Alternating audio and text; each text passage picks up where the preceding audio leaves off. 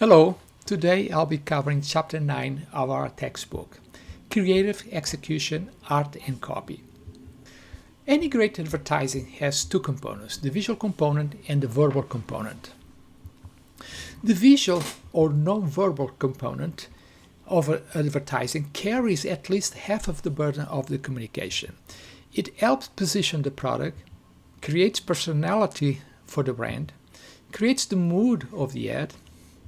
During this presentation, we will discuss how advertising concepts are executed from the standpoint of both art and copy. We'll go over the visuals and the verbal parts of the ad. We'll talk about the print advertising, we'll go over the electronic advertising, radio and TV, and the digital advertising. I will leave this for a later video. Let's talk about designing the print ad. A print ad usually includes the following elements.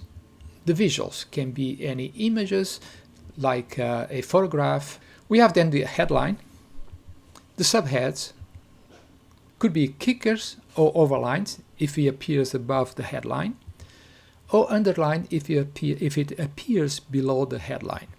Then we have the body copy, the slogan, call to action, which is a very important component of advertising. We have the logo or signature, and the seal. I'll go over each of these elements in a second. So let's look at these two ads and see what we can find here. Here on the left side, you have the headline right here. Also, you have the subhead. In this case, the subhead is above the headline. It's called kickers. On the right side, you also have the same configuration. You have the headline right here, and then you have the kicker right on top. You have the copy, the logo, and you have a call to action right here, which is tell the viewers or the readers to visit the website. Here we have another advertising, another print advertising. In this case, we have a subhead, underline, which is below the headline. We have the copy. We have a call to action right here in small print. I like this to be a little more prominent, but in this case, it's there. But it's not as prominent as I would like to see it. You have the logo right here. The job of a headline is to get the attention of the reader. A good headline interrupts the reader scanning and gets their attention. The headline must be clear and concise. The headline conveys the main message and communicates the creative concept. Avoid the temptation of being too creative when you create a headline, because sometimes you try to be too creative and then you lose the meaning of the message. It's good to be creative, but make sure that you don't lose the meaning of the message. Importance of headlines. There are just too many advertisements out there competing to your attention. For example, a single issue of a Cosmopolitan magazine contains 275 advertisements. That's a lot. And for your ad to stand out, you must have an ad that stands out from the competition. And a headline might be a component that will do that for you. Another example here is the New York Times Magazine that has about 280 display ads and 4,680 classified ads.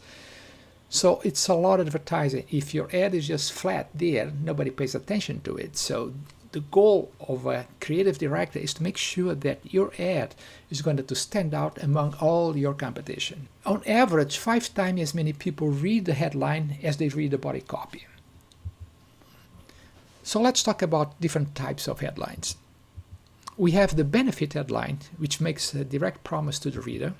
An example is Gore-Tex fabrics keep you warm and dry regardless of what falls out of the sky.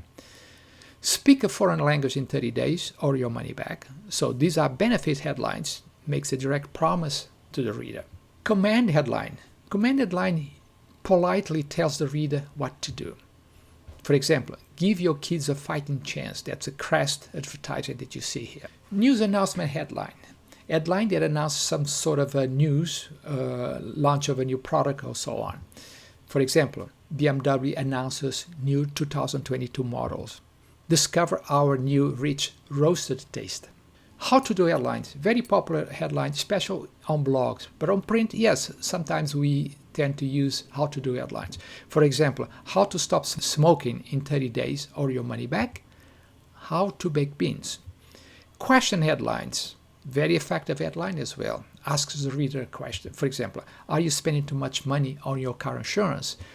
When you use a question headline, make sure that you provide the answer to the question. Provocative headline provokes the reader curiosity. For example, betcha can eat just one. That's the Lay's potato chips. Subheads.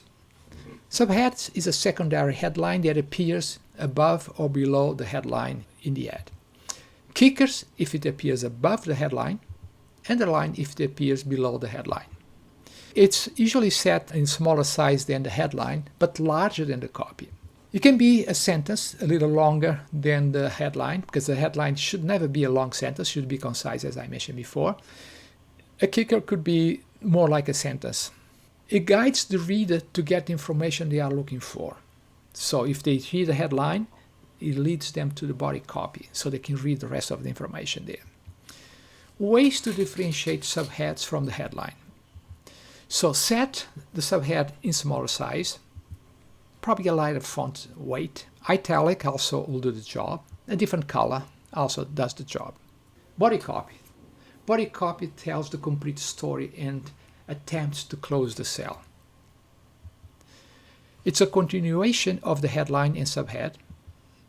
It's set in smaller size than the headline and the subhead. Body copy usually covers the features, the benefits, and the utility of the product or service that you're trying to promote. How to write effective copy. You must be succinct, short paragraphs, never long paragraphs. Be specific, get personal with your reader, use the word you, talk directly to the user or to the reader, keep a single focus, be conversational, original, and tell a story with feelings. Slogan. Some companies have slogans, not all companies have slogans. Slogans are also called taglines or theme-lines. It's usually originated from successful headlines. It provides continuity for a campaign, because if you keep repeating the slogan over and over, it becomes memorable. People starting to memorize your slogan. So let's go over some catchy slogans that we all probably know about. This is a list of some catchy slogans. America runs on Dunkin'. That's Dunkin' Donuts. We try harder. That's Avis. Just do it. Everybody knows that. It's Nike. Then we have nothing runs like a deer. That's a John Deere slogan. The ultimate driving machines. This is a BMW. So as you can see, probably most of you will recall some of these slogans, very popular slogans. Seal. What are seals? Seals is usually a certification mark offered by certain institution telling you that your product or service meets some standards. So it's always good to, if you have some sort of a seal from an institution that tells your reader that your product or service meets some standards, so it's a good idea to use that on your advertising. Logos, we all know what logos are. They identify the product or the service or the company. So if you have a logo, the logo should be on the advertising, usually at the bottom, to say, okay, this is us. Another important component of an ad is call to action. A call to action should be on all ads that are trying to promote a product. If you're doing brand awareness, that's different. That's probably, you don't need to have a call to action. But if you're trying to sell a product, make sure that you use a call to action at the end. Someplace on your advertising, use a call to action. That tells your readers what to do. So you encourage consumers to take a prompt action. Sometimes you put some urgency there, so they can call now, they get some sort of discount or some better deal. So if you just list the benefits and you don't tell the reader to take an action, probably your advertising falls flat. So let's look at some call to action here. You have one here, call now, gives some urgency, but doesn't tell you why you should call now. Here, call your toll-free contact center right here. Also no urgency on this ad, but sometimes they say call now to get, if you call in the next 24 hours, you'll get this discount. This is a call to action with some urgency there.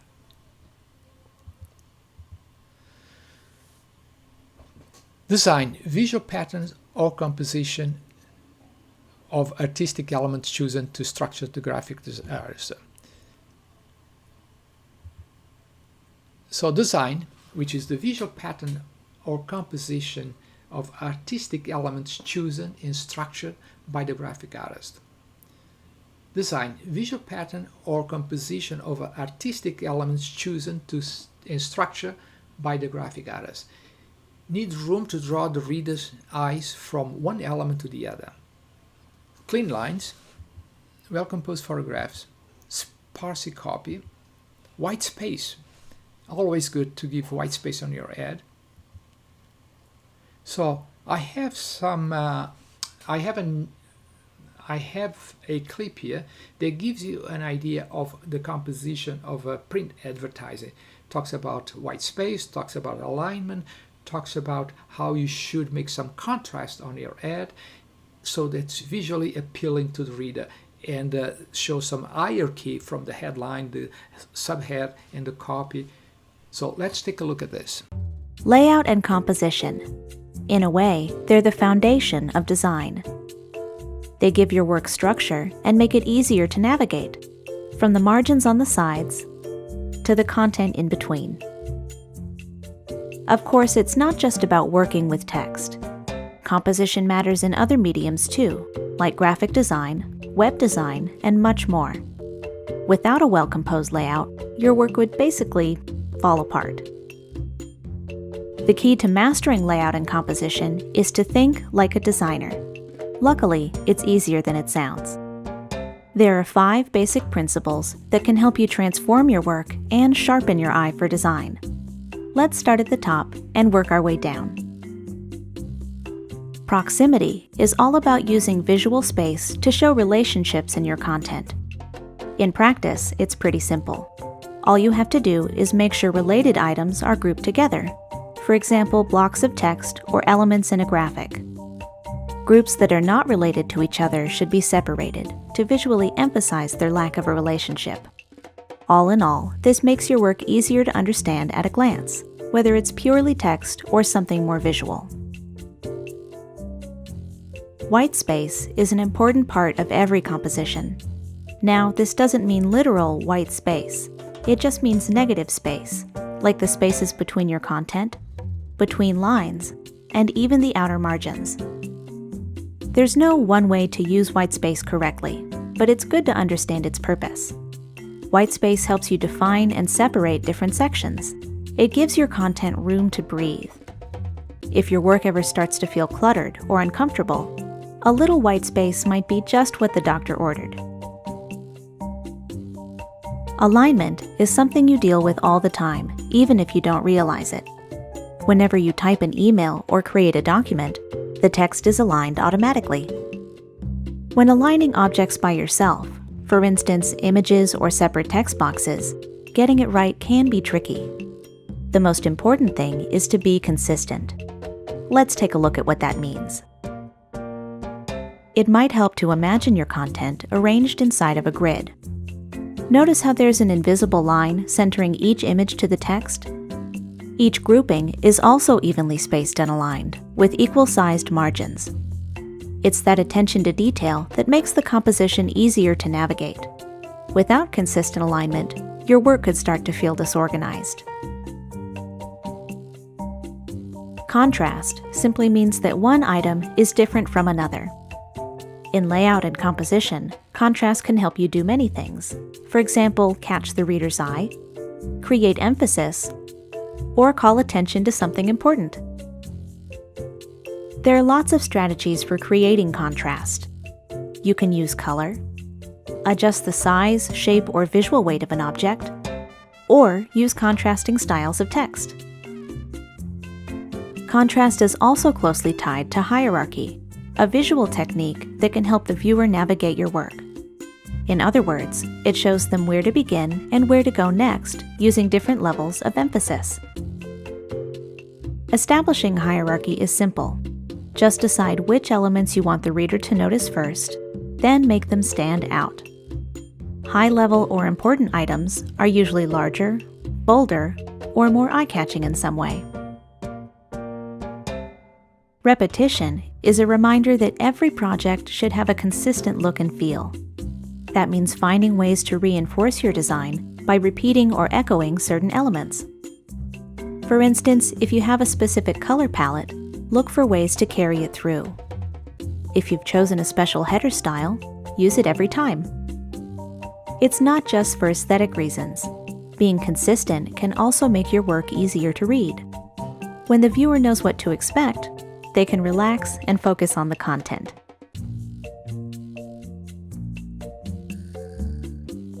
In many ways, layout and composition are the unsung heroes of design. It's easy to overlook their role, but they're part of everything you do.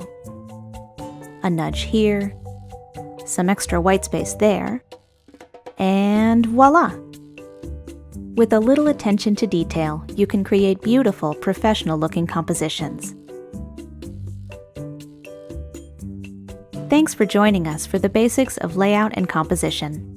Check out the rest of our design topics, including typography, color, and images.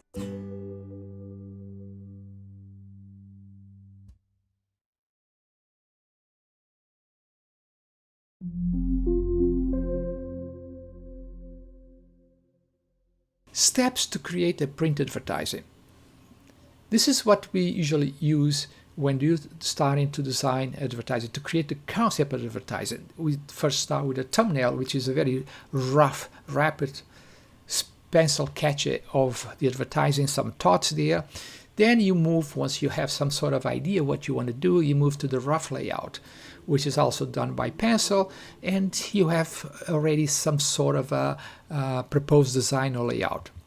Then you move, once you know what you want to do and what you have an idea exactly what you want your ad to look like, you move to the comprehensive layout or mock-up, which a mock-up is almost like a finished ad with a copy and proposed visuals that helps mimic the final ad. So it gives you an idea, a mock-up gives you an idea how the final ad would look like.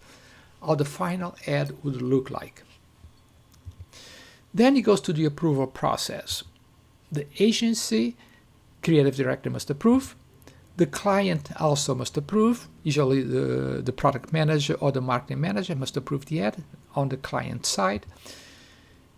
Then the agencies and clients, legal department must approve the ad. This is in a big organization, that's what happens, because all the things some claims that you might put on the ad, they need to pass by the legal department to make sure you're not infringing any laws.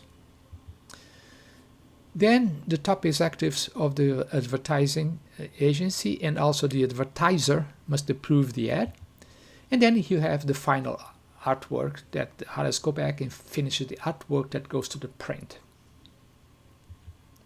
So let me show you a few print layouts type. This is something that was used way before the computer appears. Now everybody does things on the computer. And this is some layout that you may want to follow or not, because today most artists, most graphic designers do not follow this type of layout. But it's always good to go back and see what the bases are.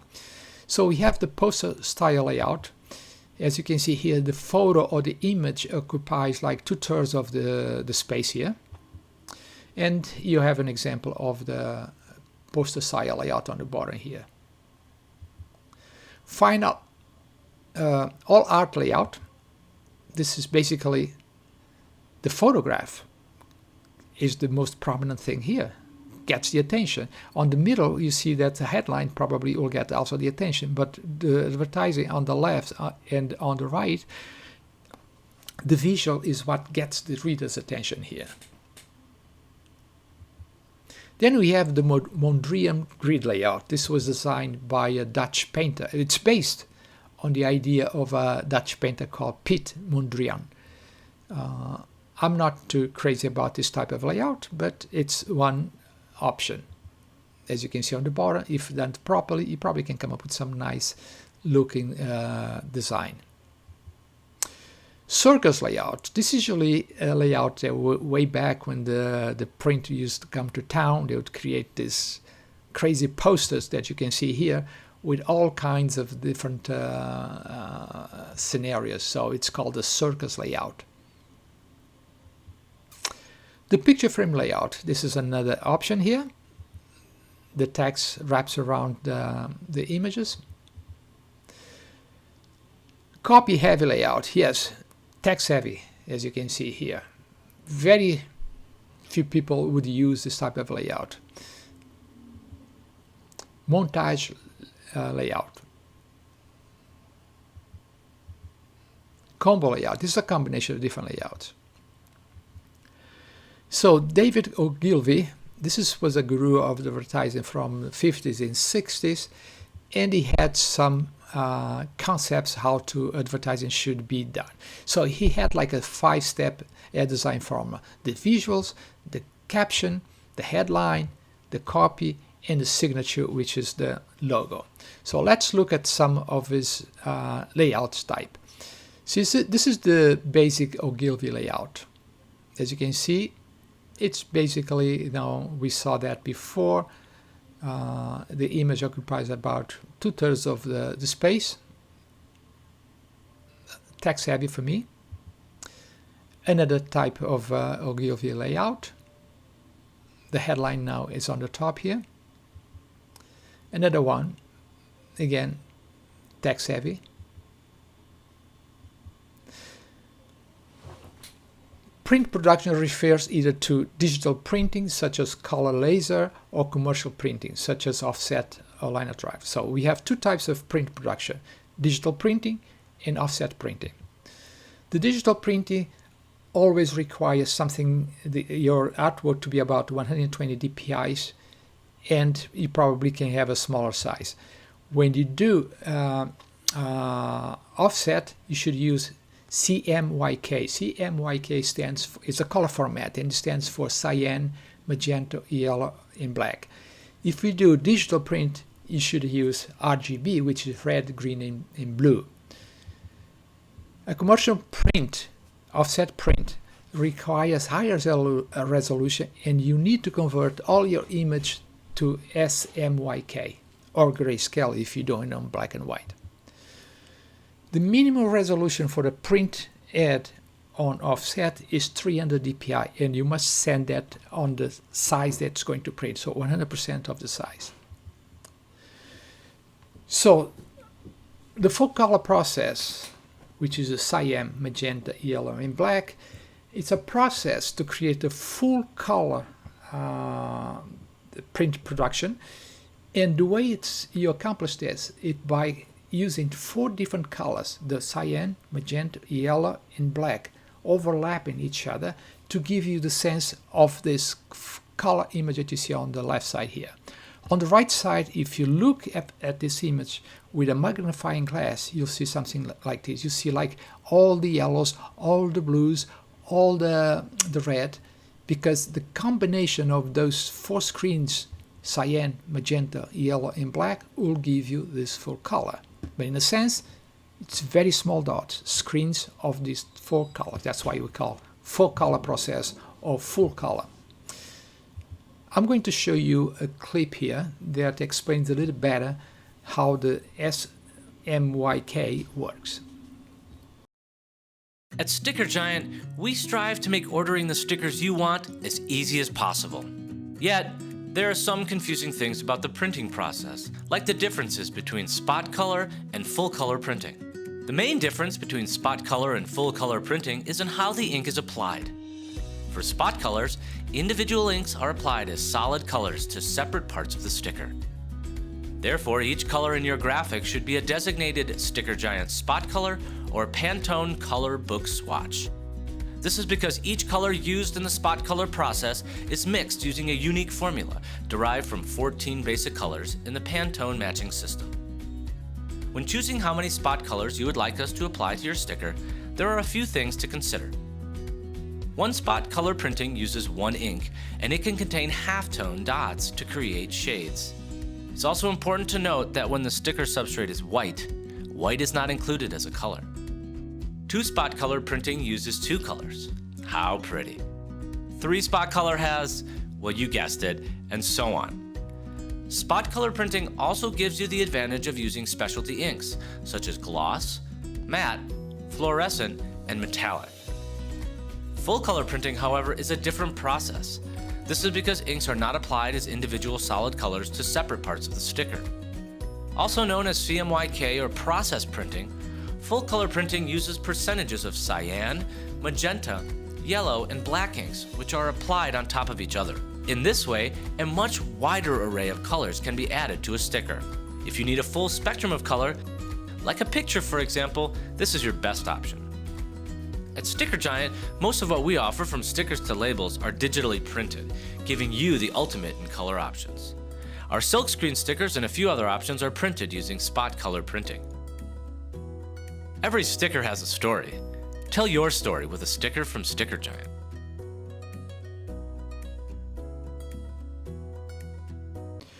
So let's talk about copy in electronic media, radio and TV.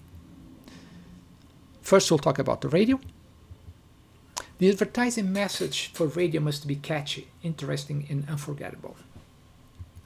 The radio copy must be intrusive, because if somebody's, most of the time people are listening to the radio but are doing something else. So you must be intrusive in order to attract the attention of the listener. One important component when you do a script for a radio advertising, you want to make sure that the script fits the time slot of the advertising. It should be clear than any other type of copywriting that you do. So the script for a radio advertising must be very clear and very concise. One of the greatest challenges for advertising copywriter is making sure that the script fits the time slot. So let's talk about the reading speed of an average person. An average person reads about 2 to 3 words per second. So to be safe, use the following guideline. For 10-second radio spot, use about 20 to 25 words. For the 20-second radio spot, 40 to 45 words. For the 30-second, about 60 to 70 words. A 60-second radio spot should have about 130 to 150 words. If you use this guideline, you should be very safe when you create a script for a radio commercial. Day parts.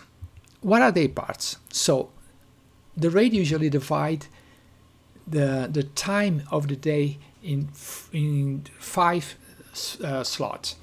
From 6 a.m. to 10 a.m. that's called the morning drive. The morning drive is the most expensive time to advertise because that's when you have the maximum audience, because usually people driving to work. From 10 to 3 p.m. it's called the daytime day part. From 3 p.m. to 7 afternoon, again, people driving back home. It's not as expensive as the morning drive, but it tends to be more expensive than any other spot. From 7 to midnight, they call it the nighttime. Then the midnight to 6 a.m., it's called the all night. It's usually not as expensive as the morning drive and the afternoon drive. So, a script, when you create a script for a radio advertising, there is 3 components here. The voice, the most important element of radio advertising. Then you have the music. If you have any jingles that are catchy, use that as well. And the sound effect that grabs the attention and makes the ad probably memorable. An example of when you do a radio script. As you can see here, you define what the gender of the voice, the length, which is important, so you can make sure that you craft your script to fit this slot. What's the target demographic of the listeners that you want to reach? You specify your target audience, the character of the narrator, if you want friendly, early the age, vocal direction, cheerful, athletic. It's just put all the things that you want about how your radio spot should look like or should sound like. If you need any sound effects, you put it right here. So this is the script. As you can see, it puts in parentheses here the sound effects right here. Another sound effect right here. And this is a radio script for a 30-second spot.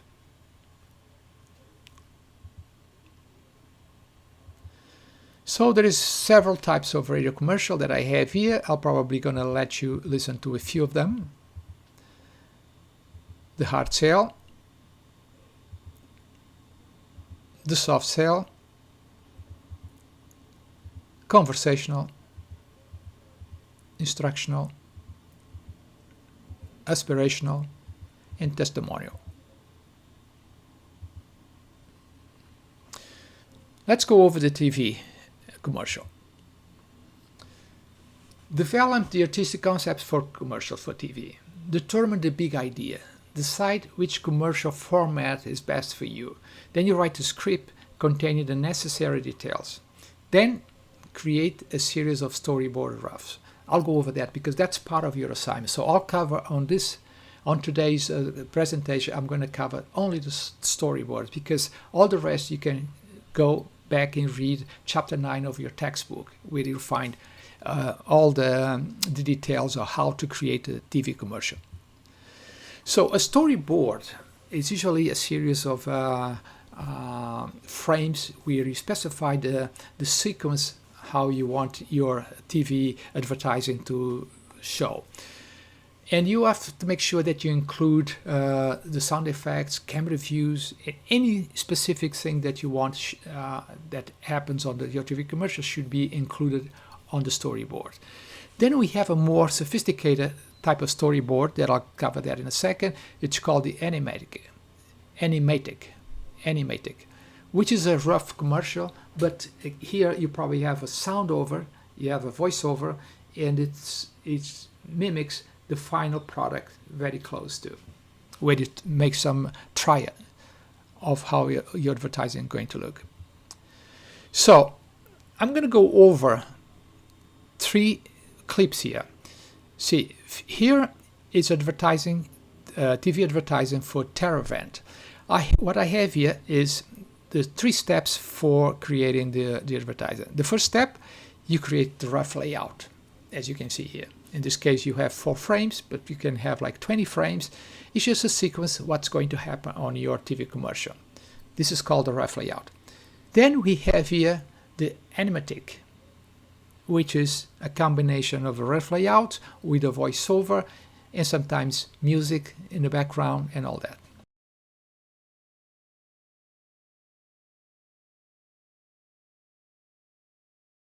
You know it, and they don't. They snore like a freight train, and the snoring stops here. TheraVent Advanced Nightly Snore Therapy is clinically proven to reduce snoring by 76%, and it's simple. Unlike those cumbersome mouth guards, TheraVent's patented microvalve technology harnesses the power of your own breathing to target and treat snoring, so together you get the quiet night's sleep you've dreamt about.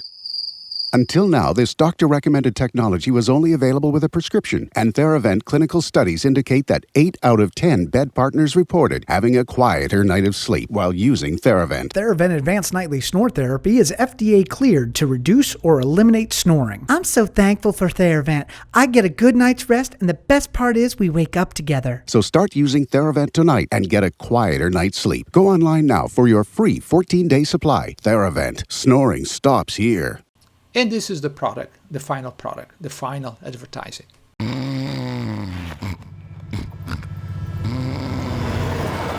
You know it, and they don't. They snore like a freight train, and the snoring stops here. TheraVent Advanced Nightly Snore Therapy is clinically proven to reduce snoring by 76%. TheraVent's patented microvalve technology harnesses the power of your own breathing to target and treat snoring, so together you get the quiet night's sleep you've dreamt about. Go online now for your free 14-day supply. TheraVent. Snoring stops here. As you can see, 3 steps. First, the rough layout. Then you go to a more sophisticated layout, or storyboard, where you have the rough layout with voiceover. And that's all I have for you today. I'll be talking about the Writing Photo app in a couple of weeks.